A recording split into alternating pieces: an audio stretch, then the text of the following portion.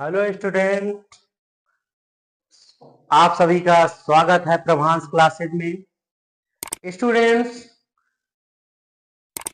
आप लोग खुशहाल होंगे, स्वस्थ होंगे, मस्त होंगे और स्वस्थ और मस्त होते हुए आप लोग अपनी पढ़ाई का भी विशेष ध्यान रखेंगे। और आपको स्टूडेंट आज के वीडियो में कुछ ऐसा खास मिलने जा रहा है कि जो हर एक बोर्ड एग्जाम में 100% पूछा जाता है। तो आपको बिना स्किप किए हुए इस वीडियो को देखना है और कुछ भी सोचने समझने की बात नहीं है। और चलते हैं, वीडियो को स्टार्ट करते हैं। और वीडियो को स्टार्ट करने से पहले वीडियो को लाइक एवं सब्सक्राइब करते हैं। और आप लोगों को आज के वीडियो में भौतिक विज्ञान, भौतिक विज्ञान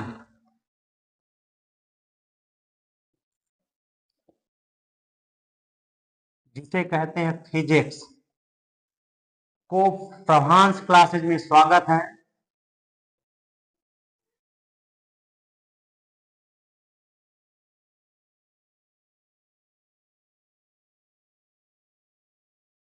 भौतिकी में आज का टॉपिक आप लोगों को क्या बताने जा रहे हैं?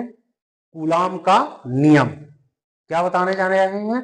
कूलाम का नियम। कूलाम का नियम होता क्या है आप लोग देखेंगे।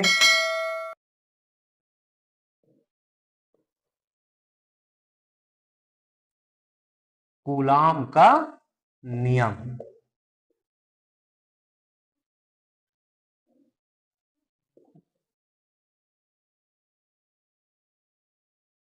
Coulombs law. कूलाम्स लॉ क्या है?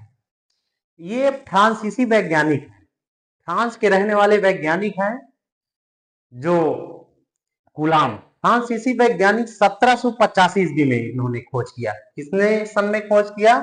सन 1785 ईस्वी में। कौन से वैज्ञानिक हैं? फ्रांसीसी वैज्ञानिक।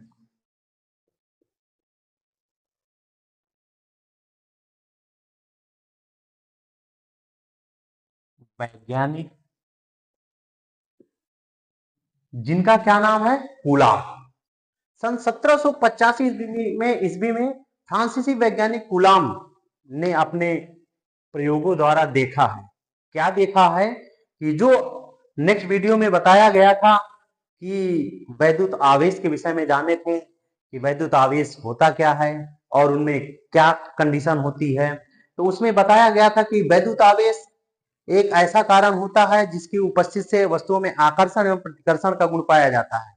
तो उन आकर्षण एवं प्रतिकर्षण के गुण का कैसा उपयोग करते हैं, वो कूलाम के नियम में प्रयोग करते हैं। बच्चों, आपको वीडियो को स्किप मत करना। अभी हम जो बताने जा रहे हैं गंभीरता से लीजिए और 100% आपको मिलेगा।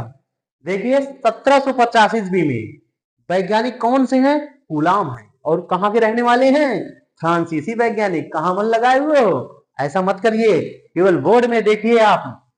कहते हैं फ्रांसीसी वैज्ञानिक ने बताया, क्या बताया अपने प्रयोगों के द्वारा? बताया कि किन्हीं दो स्थिर बिंदु, किन्हीं दो स्थिर बिंदु आवेशों के मध्य, मतलब आ गए आवेश, दो आवेशों के मध्य लगने वाला कैसा बल, जो बताया गया था कि आकर्षण बल क्या होता है, प्रतिकर्षण बल क्या होता है। तो उन आकर्षण और प्रतिकर्षण बल के विषय में कूलाम का नियम में उत्पत्ति होगी। कैसे होती है? परिभाषा यही कहती है, अर्थात फ्रांसीसी वैज्ञानिक कूलाम ने बताया, क्या बताया? अपने प्रयोगों के आधार पर बताया कि किन्हीं दो स्थिर बिंदु आवेशों के मध्य लगने वाला आकर्षण एवं प्रतिकर्षण बल। आपको बताया गया आकर्षण बल क्या होता है? विपरीत प्रकार के आवेश जो एक दूसरे को क्या करते हैं? आकर्षित करते हैं। और समान प्रकार के आवेश क्या करते हैं? एक दूसरे को क्या करते हैं? प्रतिकर्षित करते हैं। तो उनके बीच जो लगने वाला बल होता है, अगर समान प्रकार के आवेश हैं तो उनके बीच लगने वाला बल प्रतिकर्षण बल होता है, और अगर विपरीत प्रकार के आवेश हैं तो उनके बीच लगने वाला बल आकर्षण बल है, और समान प्रकार के आवेश तो प्रतिकर्षण बल। आपको यही समझना कि समान प्रकार के आवेश तो प्रतिकर्षण, विपरीत प्रकार के आवेश एक तो आकर्षण। तो सन 1785 ईस्वी में फ्रांसीसी वैज्ञानिक कूलाम ने अपने प्रयोगों के आधार पर बताया, अपने प्रयोगों के आधार पर बताया, आधार पर बताया, क्या बताया? इन्होंने बताया, यही एक मेन परिभाषा है, क्या बताया? इस नियम के अनुसार, क्योंकि कूलाम का नियम है तो उन्होंने अपने प्रयोग के आधार पर बताया, अर्थात कि दो आवेशों के बीच आकर्षण एवं प्रतिकर्षण बल लगता है, तो उन आकर्षण और प्रतिकर्षण बल के विषय में बताया। तो कूलाम के नियमानुसार बताया गया है, क्या बताया गया है?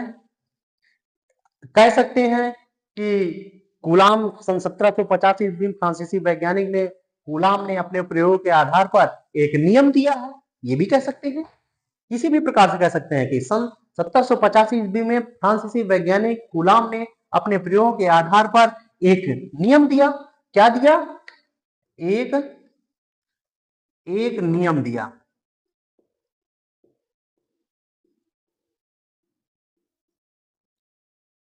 जिसे कूलाम का नियम कहते हैं। जिसे क्या कहते हैं? कूलाम का नियम कहते हैं, जिसे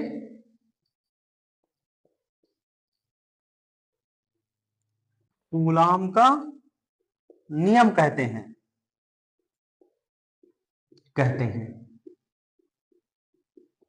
कहने का मतलब है फ्रांसीसी वैज्ञानिक कूलाम ने अपने के प्रयोगों, अपने आवेशों के आधार पर कूलाम के नियम का एक प्रयोग किया और उसका एक नियम दिया, और वो नियम क्या है? इस नियम के अनुसार। किस नियम के अनुसार? कूलाम के नियमानुसार। इस नियम के अनुसार, इस नियम के अनुसार क्या होता है? दो स्थिर बिंदु होते हैं, किन्हीं दो स्थिर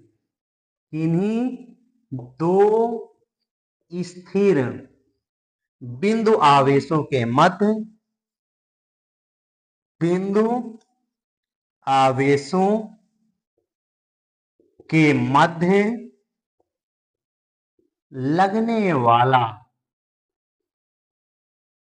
आकर्षण एवं प्रतिकर्षण बल, आकर्षण एवं प्रतिकर्षण बल,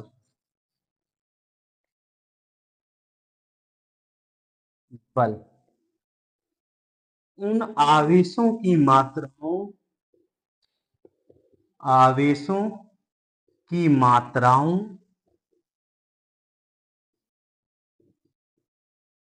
के गुणनफल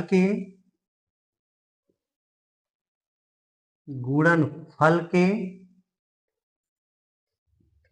अनुक्रमानुपाती,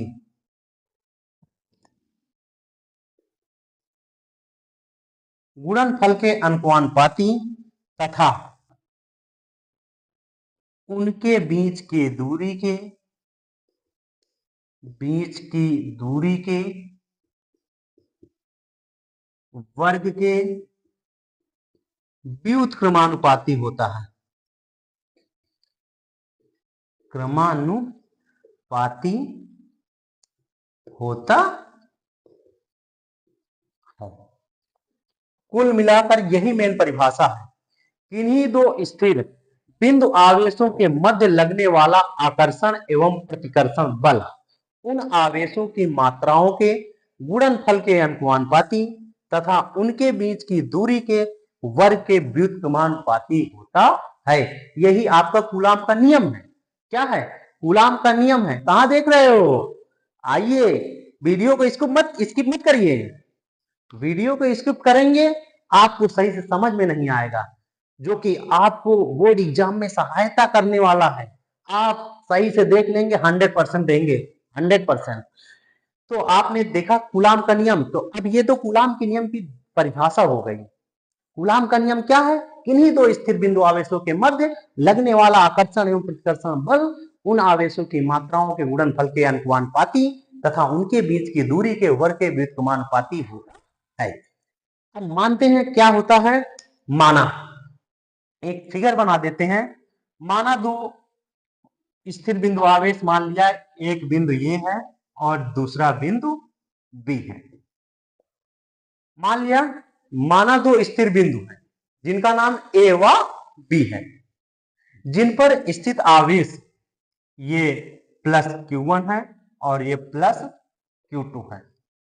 माना दो स्थिर बिंदु हैं जिनका नाम ए व बी है, जिन पर स्थित आवेश क्या है, Q1 व Q2 है, एक दूसरे से स्मॉल आर मीटर की दूरी पर है, एक दूसरे से स्मॉल आर मीटर की दूरी पर स्थित है। इनके बीच लगने वाला आकर्षण एवं प्रतिकर्षण बल। अब आपके ये जो आवेश है पॉजिटिव पॉजिटिव है तो समान प्रकार के आवेश, समान प्रकार के आवेश तो प्रतिकर्षण बल लग सकता है, और अगर इनके पास एक समान प्रकार के आवेश तो प्रतिकर्षण बल लगेगा, और अगर विपरीत प्रकार के अगर यही आवेश हो जाए, एक पॉजिटिव हो जाए एक निगेटिव, तो उनके बीच आकर्षण बल हो जाएगा। तो यही है, कहने का मतलब यही है जो फिगर बन गया कि माना दो स्थिर बिंदु ए तथा बी है जिन पर स्थित आवेश Q1 तथा Q2 है, एक दूसरे से स्मॉल आर मीटर की दूरी पर स्थित है, तब उनके बीच लगने वाला आकर्षण एवं प्रतिकर्षण बल क्या होगा, F। तो अब यही लिखते हैं, तो हुए आकर्षण एवं प्रतिकर्षण बल क्या कहता है, उनके मात्राओं के, ये Q1 और Q2 है, इनके मात्राओं के गुणनफल के अनुपाती कर देते हैं और उनके बीच की दूरी के वर्ग के क्या कर देते हैं, व्युत्क्रमानुपाती कर देते हैं। तो लिखते हैं माना दो स्थिर बिंदु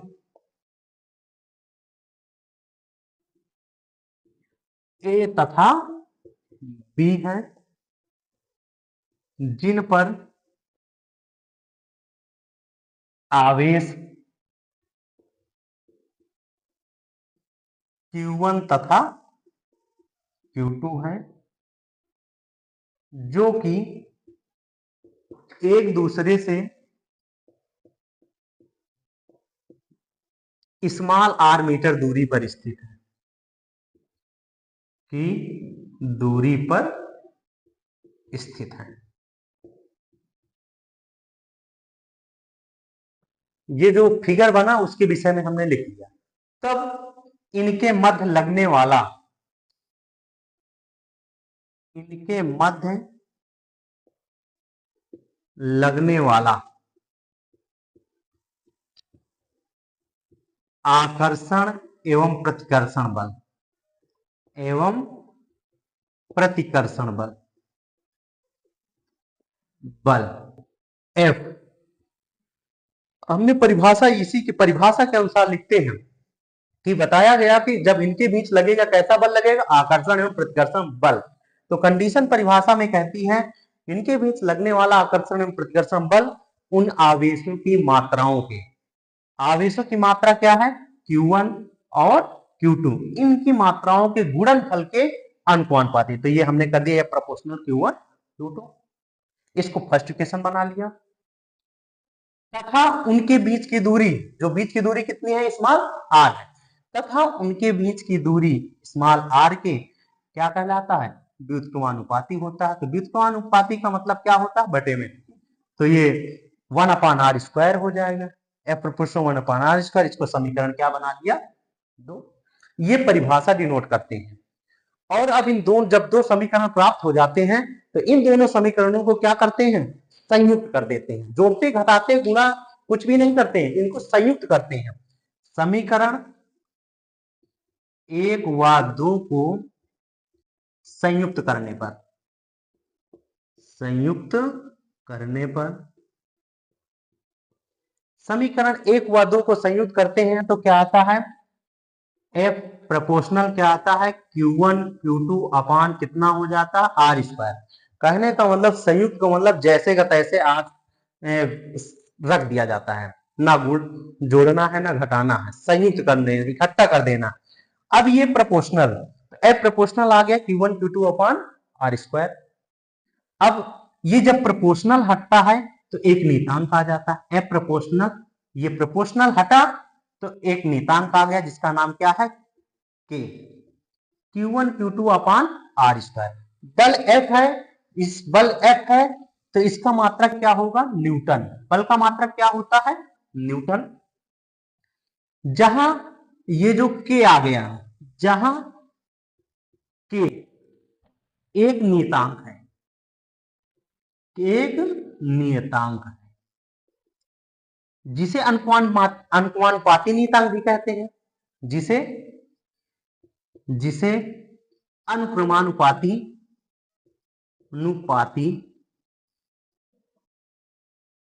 नियतांक कहते हैं,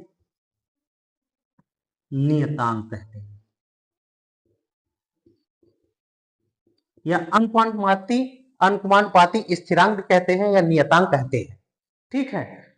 अब ये के जो होता है अनुक्रमानुपाती नियतांक होता है, इसकी भी वैल्यू होती है। इसकी वैल्यू होती है, क्या होती है? इस वैल्यू का मान क्या रखते हैं? इसका के का मान क्या रखते हैं? तो यहां पर के का मान 9 गुणे 10 की घात 9 न्यूटन मीटर स्क्वायर पर किलोग्राम स्क्वायर, तो न्यूटन मीटर स्क्वायर पर कूलाम स्क्वायर रखा जाता है। वो कैसे रखते हैं तो ध्यान देखते हैं कैसे आगे इसकी प्रक्रिया होती है, और इसको नोट कर लेंगे आप सभी लोग। अब इसके पश्चात होता क्या है? अब जब ये आ जाता है तो इसके पश्चात करते क्या है? के की वैल्यू रखते हैं, और के की वैल्यू के पश्चात क्या होता है?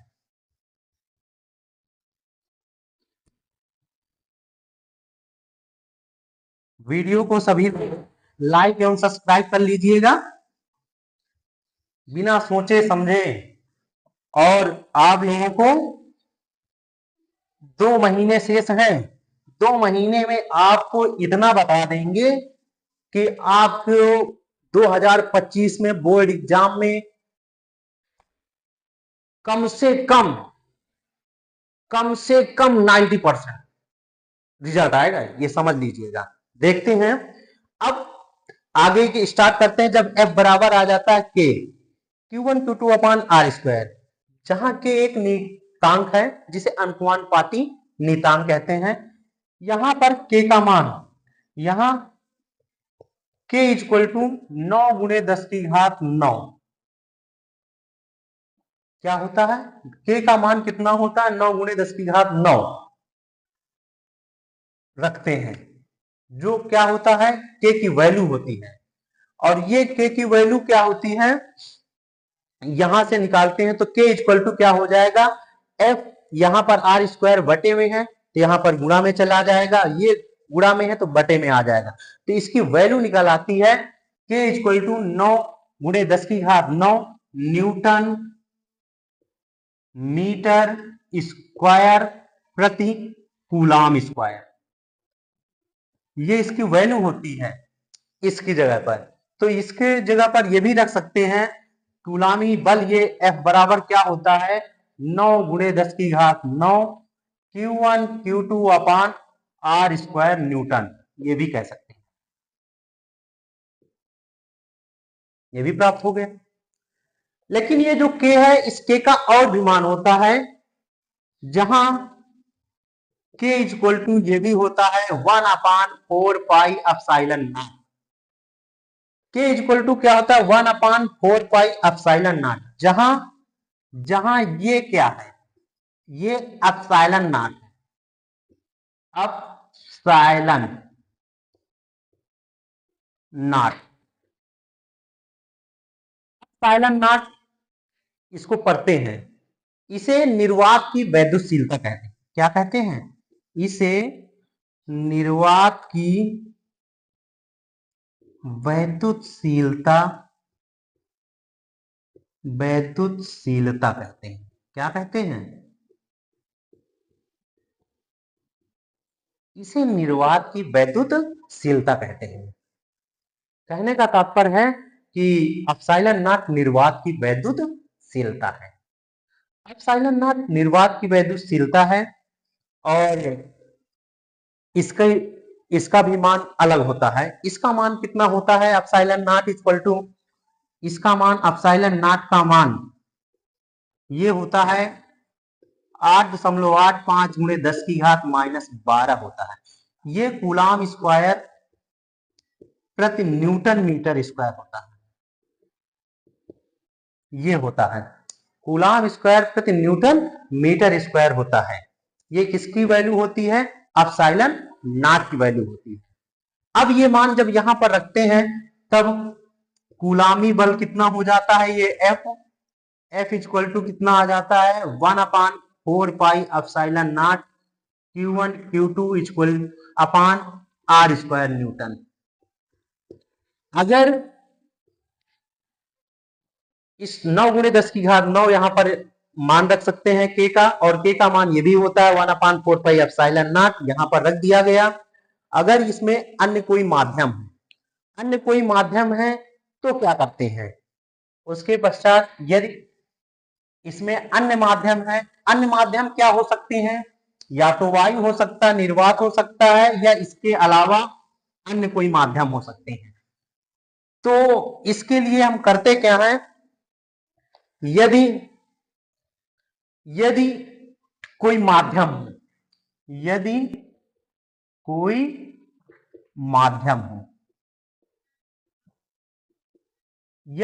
माध्यम हो तो माध्यम के लिए क्या करते हैं? यहां पर के आ जाता है। यदि कोई माध्यम हो तो F इक्वल टू के लिए क्या करते हैं? वह F equal to 1/4 pi epsilon है। तो यहां पर माध्यम के लिए के ले लेते हैं। क्या लेते हैं? F equal to 1/4 pi epsilon naught के Q1 Q2 अपान R स्क्वायर न्यूटन। ये हो जाता है। जहां के क्या है? जहां के एक परावैद्युतांक है। क्या है? परावैद्युतांक है। जहां के एक परावैद्युतांक है, ये हर एक माध्यम के लिए अलग अलग होता है। क्या होता है? अलग अलग होता है। यदि वायु या निर्वात भरी हो, क्या होता है? यदि वायु या निर्वात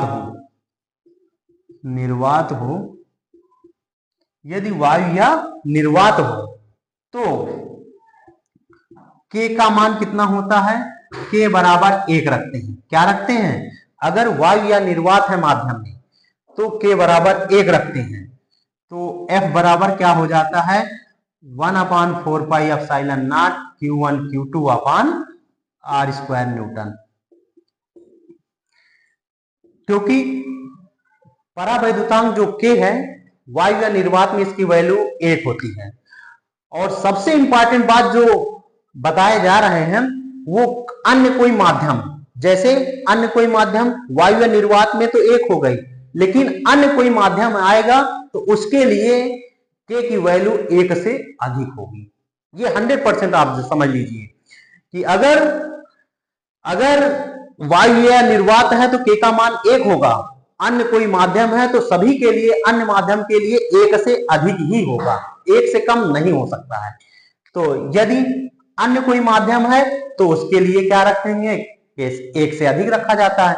तो वायु या निर्वात में है तो के का मान 1 रखते हैं। तो F बराबर कितना आ गया? 1/4 pi epsilon not Q1 Q2 upon R square. इतने न्यूटन हो जाता है।